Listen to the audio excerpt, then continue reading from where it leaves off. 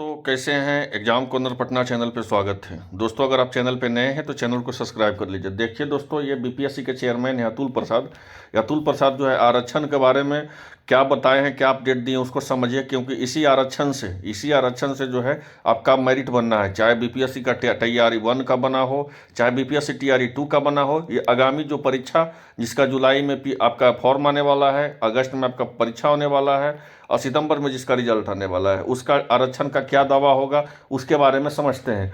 क्या BPSC chairman के द्वारा ट्वीट किया गया है उसको समझते हैं। सबसे पहले बोला गया है कि क्षैतिज आरक्षण न्यूनतम गारंटी प्रदान करता है। ठीक है, यह तब भी पूरा हो सकता है जब गारंटी शुदा संख्या में अभ्यर्थी इसका लाभ उठाए बिना ही चयनित हो जाते हैं। चूंकि गारंटी के तहत अंतिम उम्मीदवार, यहाँ समझिएगा, चूंकि गारंटी के तहत अंतिम उम्मीदवार द्वारा प्राप्त कट ऑफ बन जाते हैं तथा इसका महिला के लिए कट ऑफ पुरुष के समान या अधिक हो सकता है।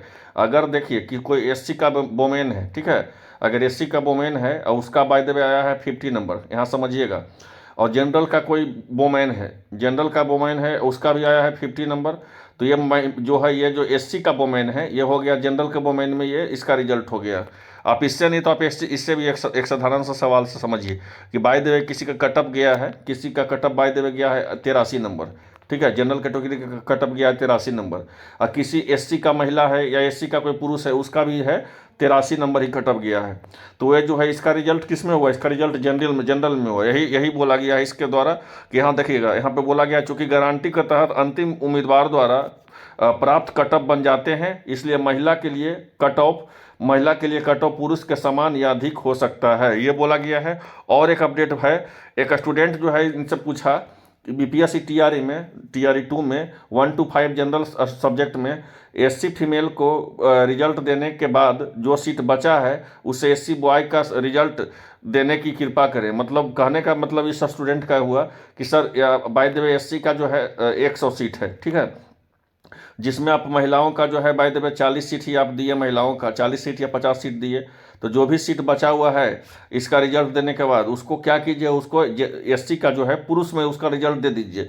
लेकिन इसके बारे में जो है चेयरमैन सर का क्या आपका इनका अपडेट आया उसको समझते हैं। इनके द्वारा बताया गया कि अच्छा सुझाव है, ठीक है, आप सुझाव अच्छा दे रहे हैं, लेकिन यह संभव नहीं है क्योंकि शिक्षा विभाग के अंतर्गत 1 to 5 चाहे 6 to 8 में महिला आरक्षण क्षैतिज नहीं है। ठीक है, तो जो आपका है, अगर आपको 100 सीट का निकला हुआ है, 100 सीट का कोई वैकेंसी है, तो अगर 50 सीट का महिलाओं का है तो 50 सीट महिलाओं का ही होगा, उसमें पुरुष का नहीं हो सकता है। और पुरुष का अगर 50 सीट है तो उसमें पुरुष के 50 सीट में महिलाओं का नहीं हो सकता है। तो यही जो है आरक्षण के दावा के प्रति यही बोला गया है।